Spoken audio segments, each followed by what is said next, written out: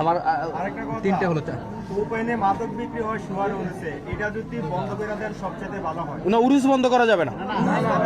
কিন্তু এটার মাঝে ওপেনে মাদক আমি একটা কথা বলি আপনাকে, বিক্রি করা, এটা বন্ধ করে দিতে একটা জায়গায় আমি স্পষ্ট করে দেই, মাজার, উরুস, এই জায়গাগুলোতে কোনো ধরনের আপনারা হস্তক্ষেপ করতে পারবেন না।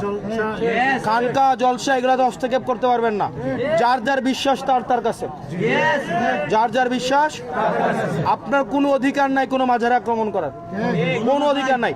আপনি যদি কোনো মাজারে আক্রমণ করেন, কোনো খানকা জলসা আপনি আক্রমণ করেন, আমি কিন্তু এটা আইনগতভাবে ব্যবস্থা নিব। শুনেন, আপনি কারো ধর্মীয় অনুভূতিতে আঘাত দিতে পারবেন না। আপনি কাউকে, শোনেন, আমি আমার এক ধরনের তরিকা আমি মেনটেন করি, আমি প্র্যাকটিসিং, আমি আমারটা মেনটেন করি। আমি একজনকে চাপাই দিতে পারি না। আমি চাপাই দিতে পারি? আমি ধরেন এনে হাত বান্ধি, আমি জোর করে কেন বাঁধাইতে পারবো? একজন এনে বাঁধে, তার জোর করে কেন বাঁধাবেন? আপনি বাঁধাবেন, অধিকার আছে। ধরেন যে এই লোকটা মাজারে যায়, যার মাজারে বিশ্বাস করে, আপনি তাকে সেটা করতে দেন, এটা তার ইচ্ছা। আপনি তাকে বাধা দিতে পারেন না। আপনি কি বাধা দিতে পারেন? তাহলে এই যে মাজার ভাঙা, আমাদের দেবের আলহামদুলিল্লাহ সব নাই, এগুলোর জন্য কেউ করতে না পারে।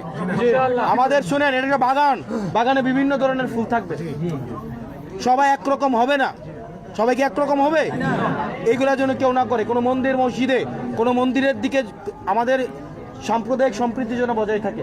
আমাদের হিন্দু ভাইয়েরা যেন আমাদের কাছে সবচেয়ে বেশি কি থাকে, সেফ থাকে, সিকিউর থাকে, নিরাপদ থাকে। এটা দায়িত্ব কার? এটা দায়িত্ব কার?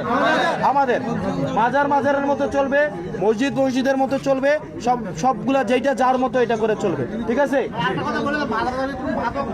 এবার আসেন, এটা আমি প্রশাসনকে আমি বলবো, এটা আমি বলবো, তবে দয়া করে একটু আইন হাতে তুলে নেবেন না।